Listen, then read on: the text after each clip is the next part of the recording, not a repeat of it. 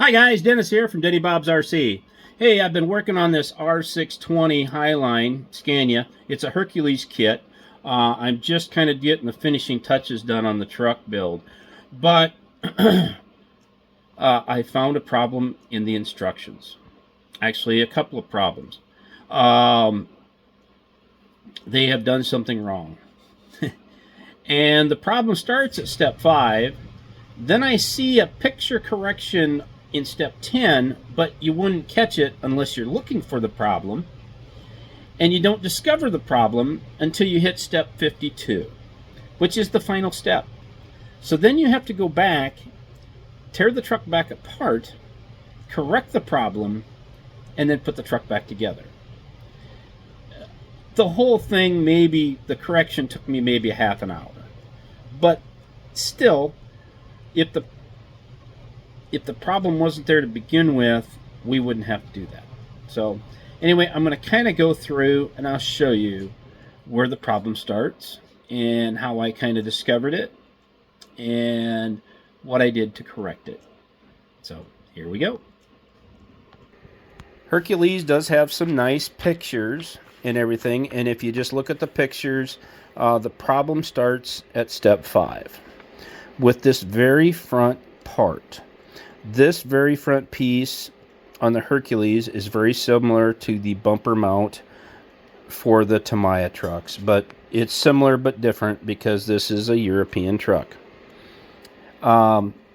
This part they're showing with the holes and the raised edge on this bracket to the bottom, because here's your shock mounts and everything's on the top of the frame, you know, and your springs. Just very similar to a Tamiya setup. Very similar. Not the same, but very similar, because the steering servo is up, or the shift servo is here, and then they mount the steering servo way back here, and it is it's way different. But I think on the Tamiya trucks it's different as well. But anyway, getting to that part is shown installed incorrectly on step 5.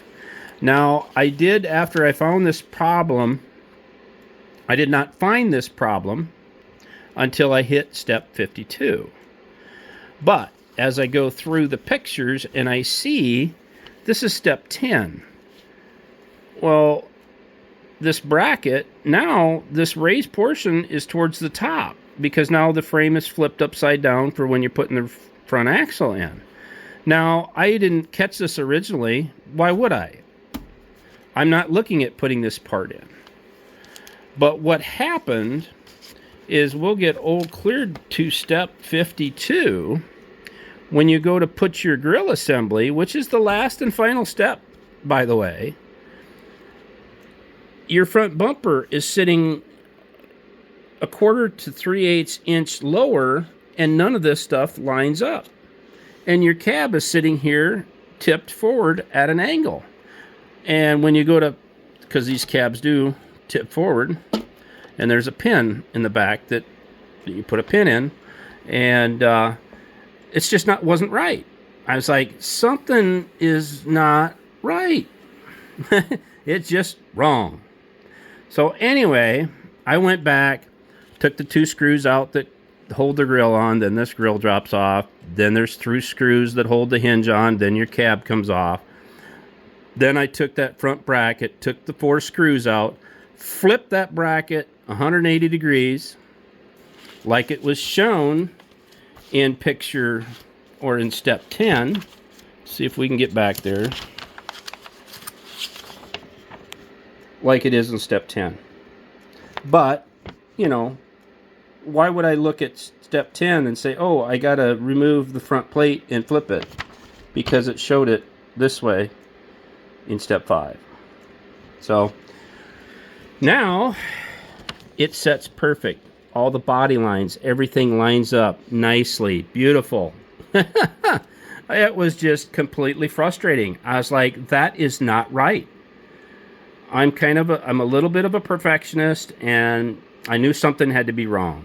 So I went in, you know, now the cab sits level or parallel to the ground, not jacked way up because it was tilted forward because it was about 3/8 of an inch too low, and then it was rubbing on certain spots that it shouldn't. So anyway,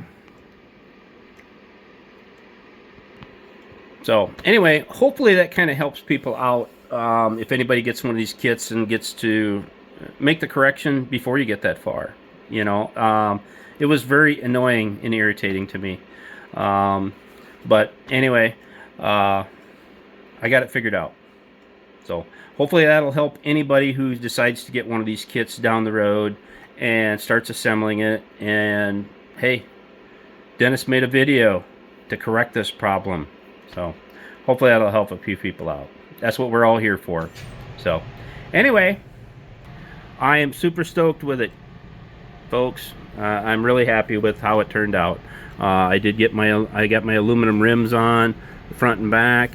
I didn't use the factory rims because the chrome was really bad and the base color was showing through all over on them. So that's kind of one of the reasons the Hercules trucks are a little bit cheaper. The quality is not quite there. The plastic. One thing I will recommend to anybody building one of these trucks, get yourself a 2.5 millimeter drill bit and clean all the holes out for all the frame mounts and stuff that you got to put the self-tapping screws in. Because if you don't, the holes are too small and the holes will crack. I'm speaking from experience. So once I heard a tink, I'm like, what do I do to solve that problem? Nothing a little 2.5 millimeter, well, that's the same size as what your drill tap would be. Needs a 2.5 millimeter hole if you're going to tap 3 millimeter holes. So a lot of that stuff is just like the Tamiya. It's a 3 mil hardware. So anyway, hope that kind of helps everybody. Catch you guys later.